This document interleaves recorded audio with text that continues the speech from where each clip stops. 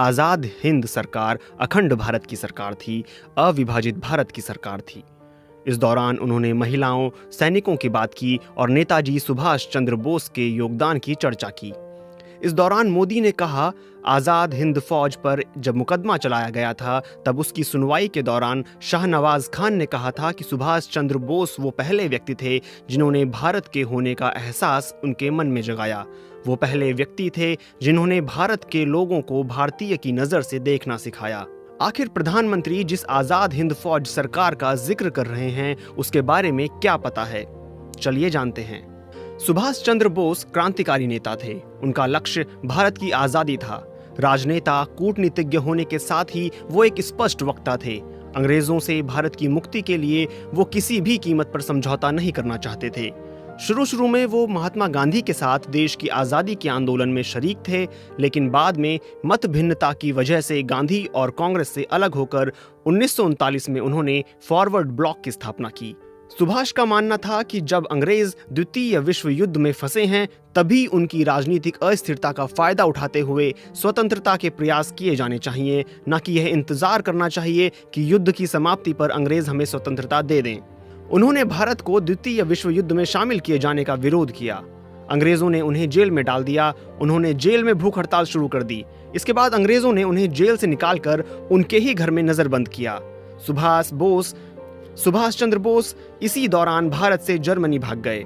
वहां युद्ध का मोर्चा देखा और युद्ध लड़ने की ट्रेनिंग ली।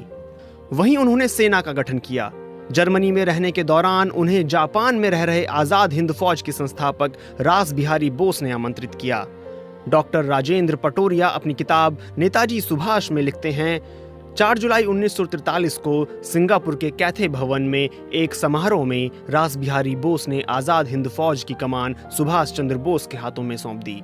इसके बाद सुभाष चंद्र बोस ने आज़ाद हिंद के सर्वोच्च सेनापति की हैसियत से स्वतंत्र भारत की अस्थायी सरकार बनाई, जिसे जर्मनी, जापान, फिलीपींस, कोरिया, चीन, इटली, आयरलैंड समेत 9 देशों ने मान्यता भी दी।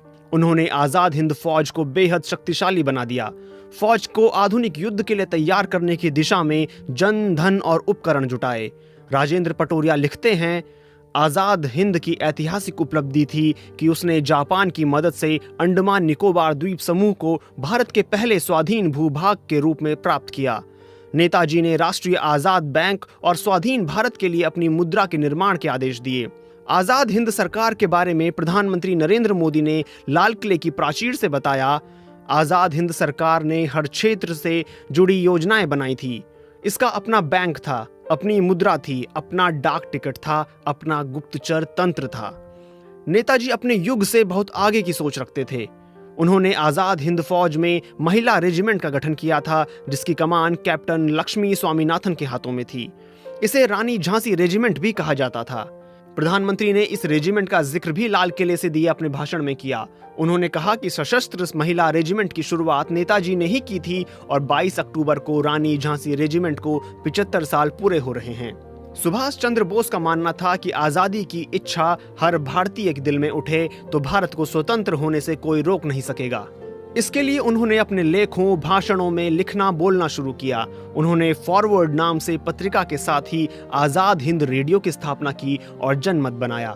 बेहद कम साधनों के साथ आज़ाद हिंद फौज, आज़ाद हिंद सरकार, आज़ाद हिंद रेडियो और रानी झांसी रेजिमेंट नेताजी की विशेष उपलब्धियां रहीं। इम्फाल और कोहिमा के मोर्चे पर कई बार भारतीय ब्रिटिश सेना को आज़ाद हिंद फौज ने युद्ध में हराया। लेकिन जर्मनी और इटली की हार के साथ ही 1945 में द्वितीय विश्व युद्ध समाप्त हो गया। युद्ध में लाखों लोग मारे गए। जब यह युद्ध खत्म होने के करीब था तभी 6 और 9 अगस्त 1945 को अमेरिका ने जापान के 2 शहरों हिरोशिमा और नागासाकी पर एटम बम गिरा दिए। इसमें 2 लाख से अधिक लोग मारे गए। इसके फौरन बाद जापान ने आत्मसमर्पण कर दिया। डॉक्टर राजेंद्र पटोरिया अपनी किताब नेताजी सुभाष में लिखते हैं, जापान की हार के बाद बेहद कठिन परिस्थितियों में फौज ने आत्मसमर्पण कर दिया और फिर सैनिकों पर लाल किले में मुकदमा चलाया गया। जब यह मुकदमा चल रहा था तो पूरा भारत भड़क उठा और जिस भारतीय सेना के बल पर अंग्रेज राज कर रहे थे वे विद्रोह पर उतर आए। सैनिक विद्रोह ने ब्रिटिश साम्राज्य के ताबूत में अंतिम कील ठोक दी। अंग्रेज अच्छी तरह समझ गए कि राजनीति और कूटनीति के बल पर राज करना अब मुश्किल हो जाएगा। उन्हें भारत को स्वाधीन करने की घोषणा करनी पड़ी।